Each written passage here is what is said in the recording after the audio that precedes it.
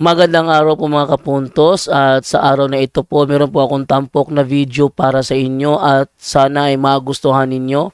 Kaya sa mga bago pa po sa aming channel, please po don't forget to hit the subscribe button at ang notification bell para maging notified kayo sa bawat video na ilalabas ko sa channel na ito. At bilang kahilingan po ng punto por punto team at naway maintindihan po ninyo, sana po wag nyo pong i-skip yung mga ads sa aming mga video. Sa maliit na bagay na po na yan, malaking tulong po yan sa ating programa at sa ating ministry. Sana po maunawaan po ninyo. Maraming salamat po, kaya wag na po natin patagalin. Simulan na po natin.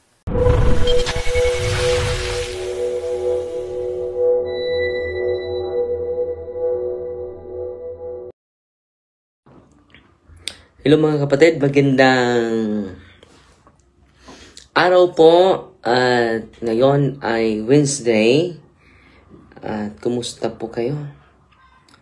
At sana nasa mabuting kalagayan po kayo.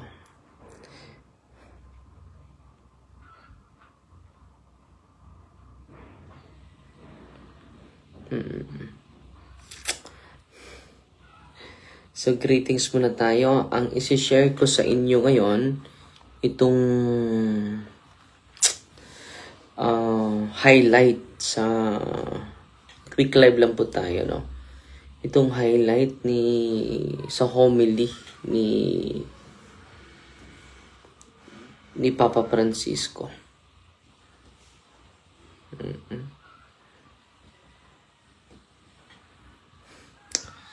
So, greetings muna tayo. Tami La Cruz is watching. Si Eduardo Quevedo Marin is watching. Salamat po sa panonood. Si Melody Del Mar Sosa nanood sa atin. And so, ating Striver Cristal, no? Salamat po. Oh, nagpadala ng 500 stars. Salamat po. Lagi ito nanguna sa star sender sa atin. Si Nicanor Sante the third is watching. Si Nanat Balinsoy Lupasi. Jean Laquets, mayong buntag father. Si Judeline Casanares, nanood sa atin. Si Lisha. Si Visitacion Butron, si Riplana, good morning Father D, watching from Iloilo, no? Si Florenda Castaneda, si Ichi Jeva, star senders din natin yan, no? So ngayon mga kapatid, dahil quick live lang po tayo ngayon, no? Ang ganda ng reflection ni Pope Francis, pero highlight lang po ito sa reflection niya. Ito yung reflection ni Pope Francis. Very inspiring mga kapatid.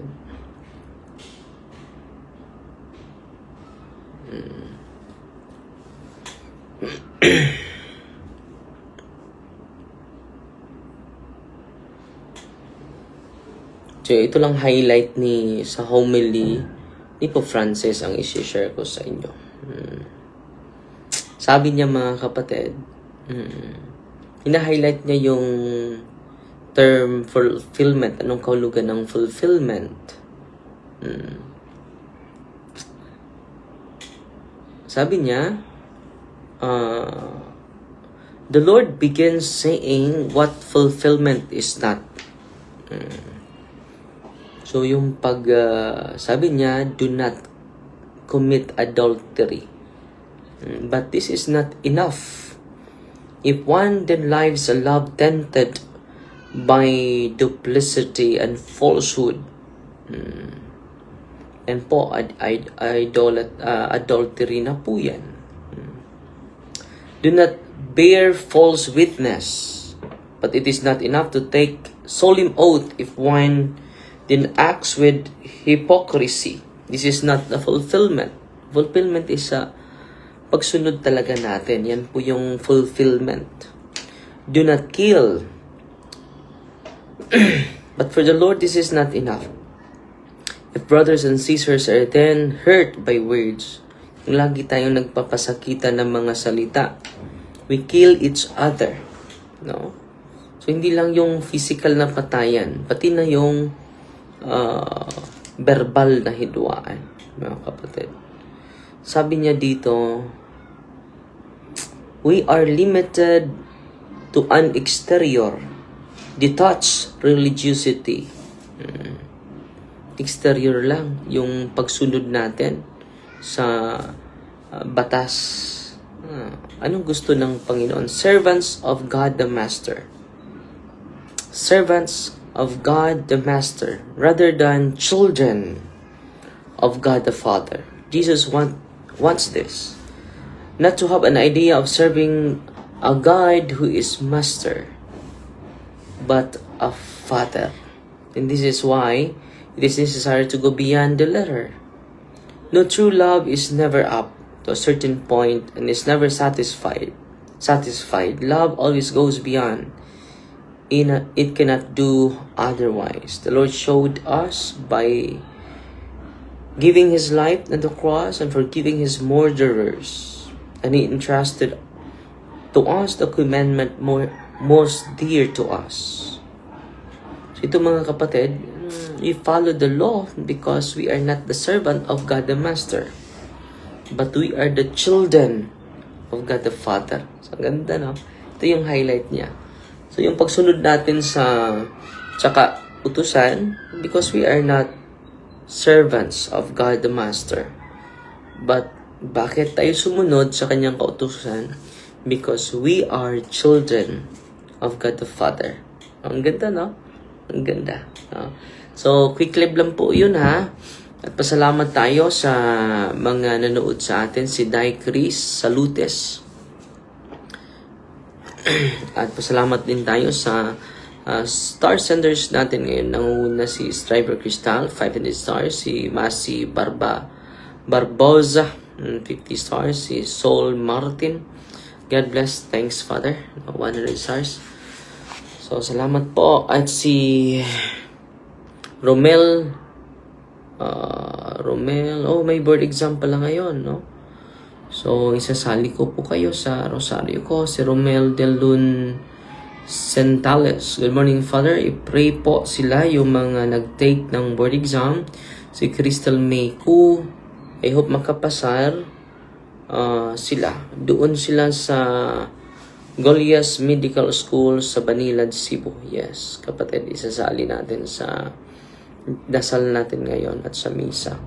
Si Gladys, Sister Gladys, bago yung bago yung profile pic mo. Nagpadala ng 100 stars. Si Maria Teresa Alantun, nagpadala ng 100 stars. Very, yung reflection ng Papa. No? Minsan, ay i-highlight lang natin yung homily ng Papa, but ipopost ko po yan a moment from now. Good morning, Father. Have a wonderful day. Dahil yan ang gusto ko na busugin natin yung social media sa salita ng Diyos, hindi yung salita ng tao. Kapag we magnify the word of man, walang mapapala tayo. Wala talaga tayong mapapala, mga kapatid. Juliet Solis Miral, thanks for expanding the homily of Pope Francis. Many would fully understand it. Salamat, kapatid. Si Joseph Baron Artajo, nanood sa atin sa Matina, Davao City. Si Elizabeth Pitiho, nanood sa atin. Angeles Pampanga. Salamat pala si Father Albert Aldia, nagpapasalamat sa mga supporters natin na nagpadala na po tayo ng tulong. Every month po yan. At this week, April, magbabayad naman tayo ng mga seminaryan natin.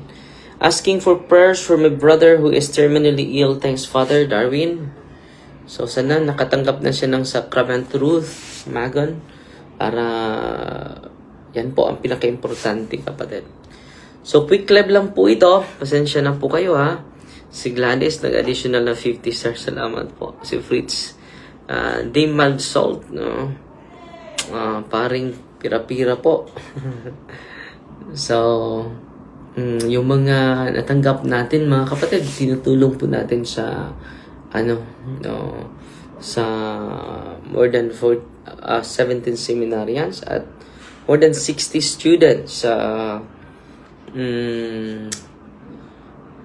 Old Sagay St. Therese Catholic School po. Yung inadala ninyo, ginagamit natin sa evangelization at sa mga evangelizers dyan. Every week po, ang Diyos na po ang magsukli sa kabutihan ninyo po. Hindi, yung pinadala ninyo, hindi yun para sa akin. Para po yun sa mga lubos na nangangailangan po. Si Charity Abulok, good morning po, Father. Ipakipray po sa aking anak na si Cherry May Marilao.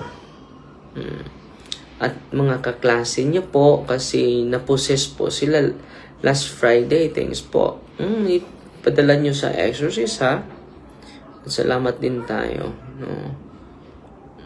ni kapatid Anne Ray, 50 stars. Ipadala niyo po sa sa pari o sa pinakamalapit na exorcist. Okay. Pwede po ba kayo pumunta sa Jan Montes? Wala po akong schedule dyan, kapatid. Okay? At continue to pray po. Magdasal lang. Dublihin niyo yung dasal. Okay, tatapusin natin ito sa isang panalangin, ha? In the name of the Father, and of the Son, and of the Holy Spirit. Amen. Our Father, who art in heaven, hallowed be the name, the kingdom come, their will be done on earth as it is in heaven.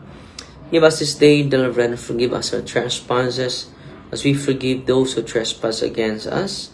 And lead us not into temptation, but deliver us from evil. Amen. Hail Mary, full of grace, the Lord is with you. Blessed are you among women, and blessed is the fruit of the womb, Jesus. Holy Mary, Mother of God, pray for us sinners, now at the hour of our death. Amen. In the name of the Father, and of the Son, and of the Holy Spirit. Amen. God bless, ha? God bless. Salamat po.